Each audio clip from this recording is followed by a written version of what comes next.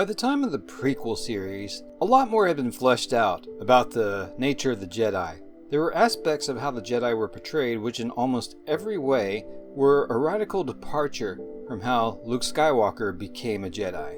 In the prequel series and during the Clone Wars, Jedi were raised and trained from a very young age at the Jedi Temple. They were separated from their families, their species quite often, and from the lives of normal beings.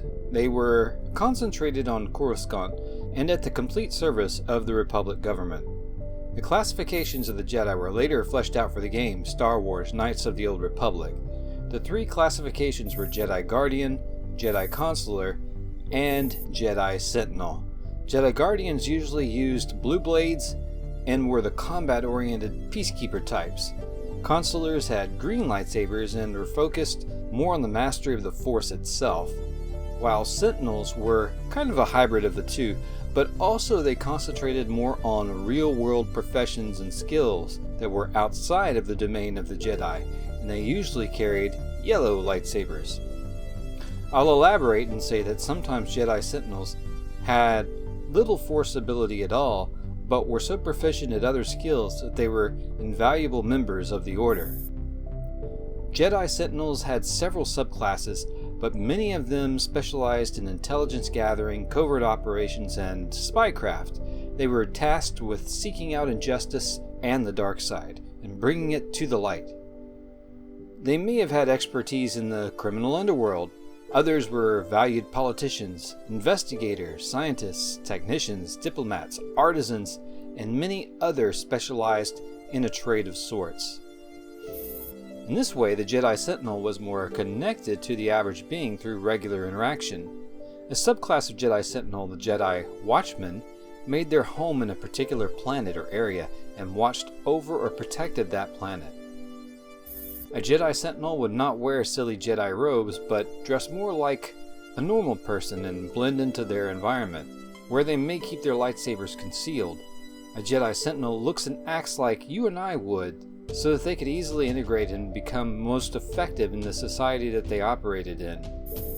Now, during the Clone Wars, although in some lore, Jedi such as Quinlan Vos were considered Sentinels, it really appears that the majority of the Jedi are either Guardians or Consulars. It isn't just the lack of yellow lightsabers, it's more the distinction Jedi regard themselves with, separating and ultimately alienating themselves from the concerns of most people. If there had been Jedi Sentinels, most of them would not have been integrated into the clone army.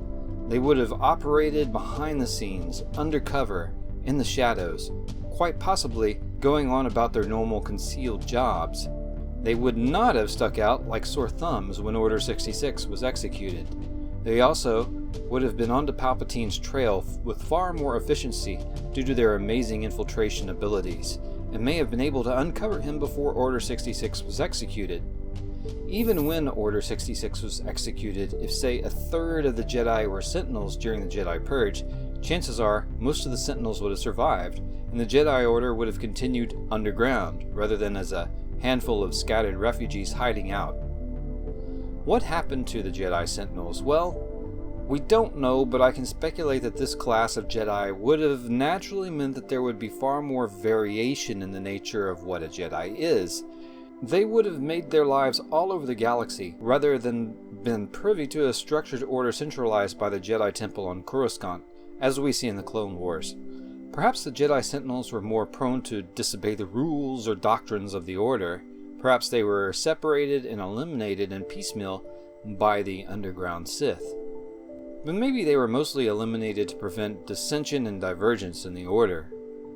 Perhaps it's more likely that by the era of Luke Skywalker, the Jedi Sentinels would be welcome.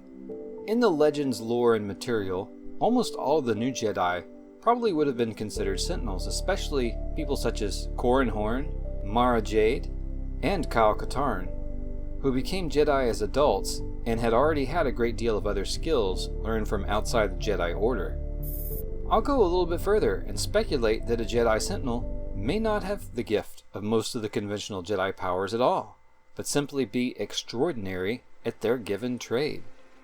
In this way, a Jedi could be defined as anyone that excels, and excels beyond what was believed to be possible, which means most of us on Earth right here in the real world can become Jedi Sentinels simply by living by a Jedi code of service, as well as exceeding what was thought to be possible in our given areas of expertise. By pushing the envelope and overcoming what seemed to be insurmountable challenges. Thank you for watching, luminous beings. Keep it right here for more content about lightsabers, lightsaber skills, the Jedi, and more. Until next time.